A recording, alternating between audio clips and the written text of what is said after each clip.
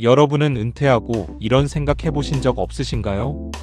은행에 돈 맡겨놓고 이자 받는 건데 뭐가 문제겠어 싶지요. 주식 투자를 한 것도 아니고 그냥 정기예금인데 말입니다. 그런데 실제로 은퇴자분들 중에서 예금 이자 받다가 건보료 폭탄 맞는 경우가 참 많더라고요.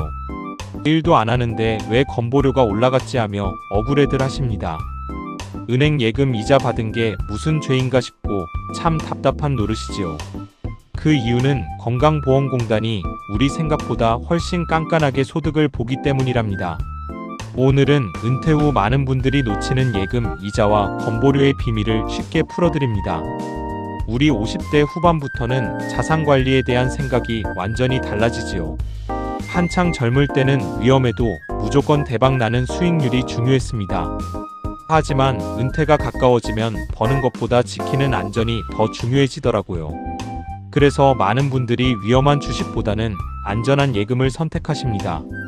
실제로 은퇴자분들에게 가장 인기 있는 금융상품이 바로 정기예금이지요. 보험금 손실 걱정 없고 꼬박꼬박 이자가 들어오니 이만한 게 없다고 느낍니다. 문제는 이 예금 이자를 그저 용돈 정도로 가볍게 생각한다는 점이랍니다. 여기서 정말 중요하게 기억하셔야 할 점이 하나 있습니다. 건강보험은 우리가 매달 받는 월급만 소득으로 보는 제도가 아니랍니다. 국민연금 같은 연금소득부터 주식 배당금과 상가 임대소득도 다 포함하고요. 사업소득은 물론이고 은행에서 받는 이자까지 샅샅이 다 들여다봅니다. 우리가 받는 예금 이자가 바로 건보료를 매기는 금융소득에 해당하거든요. 월급도 아닌데 무슨 소득이냐고 항변하셔도 공단 기준은 예외가 없더라고요. 그래서 은퇴 후에 예금 잔고가 많으신 분들은 이 기준을 꼭 확인하셔야 합니다. 여기 주변에서 흔히 볼 수 있는 60대 김 선생님 사례를 한번 들어볼게요. 김 선생님은 평생 직장에서 일하고 받은 퇴직금 3억 원을 예금에 넣어두셨답니다. 당시 금리 연 3.5%로 계산하니 1년에 이자만 무려 1,050만 원이 나왔지요. 김 선생님은 자녀의 건강보험에 피부양자로 등록되어 있어서 안심하고 계셨더라고요.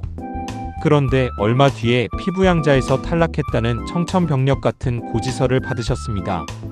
왜냐하면 금융소득이 연 1,000만 원을 넘으면 피부양자 자격이 바로 박탈되기 때문입니다.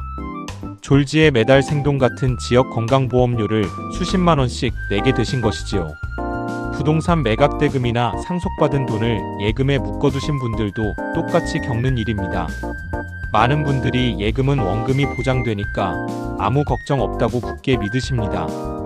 투자는 반토막 날 위험이 있지만 예금은 절대 손해가 없다고 생각하시지요. 자산의 가치를 지킨다는 관점에서는 그 말이 100번 1000번 맞습니다.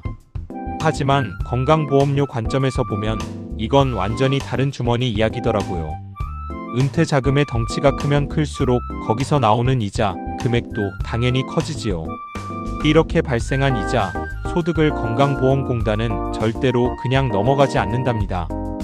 건강보험 제도를 이해할 때 가장 무서운 단어가 바로 합산이라는 녀석입니다. 공단은 국민연금 따로 보고 은행 이자 따로 떼어서 보지 않더라고요. 내가 가진 모든 주머니의 소득을 하나로 싹 묶어서 평가합니다. 예를 들어 매달 받는 국민연금이 연간 1,000만 원 정도 된다고 가정해 볼게요. 여기에 퇴직금 예금에서 나오는 이자가 연간 900만 원쯤 발생했다고 칩시다. 각각 보면 피부양자 탈락 기준인 2,000만 원과 1,000만 원을 안 넘어서 안전해 보이지요. 하지만 두 개를 합산하는 순간 연소득이 1,900만 원으로 껑충 뛰게 된답니다. 피부양자 유지 기준인 합산소득 연 2,000만 원 턱 밑까지 차올라 위험해지는 것이지요. 그래서 은퇴 후에는 얼마를 버는가 보다 건보료가 어떻게 매겨지는지 아셔야 합니다. 그럼 은퇴하기 전에 우리가 무엇을 어떻게 준비해야 손해를 안 볼까요? 지금부터 제가 말씀드리는 5가지 기준을 메모지에 꼭 적어보시길 바랍니다. 첫째는 내가 노후에 받을 국민연금의 정확한 예상 수령액을 파악하셔야 하고요. 둘째는 가지고 계신 예금 총액에서 나올 연간 이자 총액을 계산하셔야 합니다. 셋째는 혹시 모를 주식 배당금 수익과 넷째 임대소득이 있는지 보셔야 하지요. 마지막 5번째로 현재 내가 직장 가입자인지 피부양자인지 상태를 확인합니다. 많은 분들이 노후연금 계산은 꼼꼼히 하셔도 건보료 계산은 놓치시더라고요.